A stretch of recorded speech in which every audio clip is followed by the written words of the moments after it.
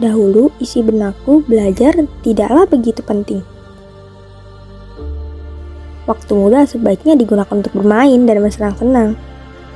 Karena waktu masih panjang, iya kan? Kalau sudah dewasa, tentu sibuk mengurus ini dan itu. Jadi, untuk apa terlalu menggebu-gebu? Lagi pula, kan masih ada orang tuaku. Dengan begitu, tugas bisa selesai tepat waktu. Karena sejak sekolah dasar, sering mengandalkan dan terbiasa dibantu. Saat beranjak sekolah menengah, ketika mengerjakan tugas, pikiran terasa bagaikan jalan buntu.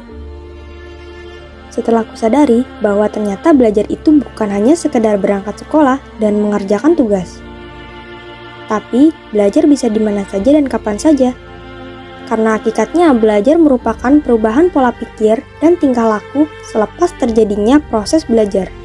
Ternyata, perilaku malas terbukti dapat menghambat semua perubahan dan proses itu.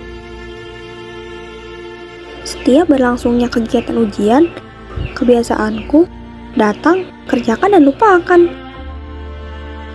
Ternyata selama itu, aku hanya benar-benar berangkat sekolah, namun tidak benar-benar belajar. Dan tiba saat memilih sekolah yang diinginkan, namun pada akhirnya tak bisa dicapai karena terlalu membuatnya terlihat mudah digapai.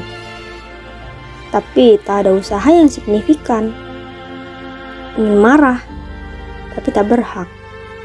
Usaha saja tidak ada. Yang dilakukan hanya bermain dan bersantai.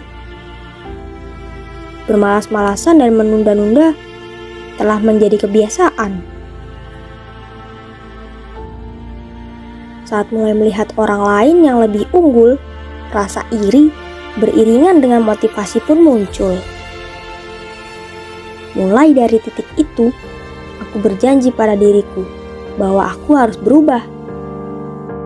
Dengan memudayakan sikap untuk menjadikan semua tempat itu ilmu, dan selalu penasaran, kemudian bertanya itu perlu jika ingin tahu.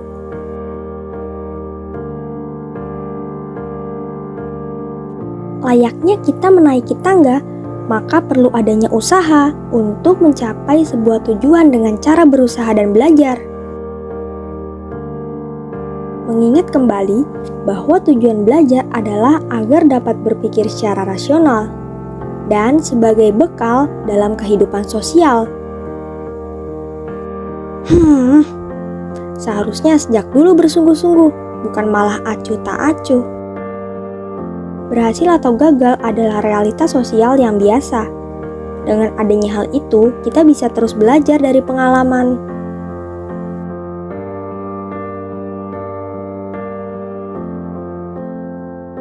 Suatu saat nanti, kamu yang hari ini suka menunda-nunda pekerjaan adalah kamu yang nanti akan menyesal karena membuang waktumu untuk melakukan hal-hal yang tidak berguna.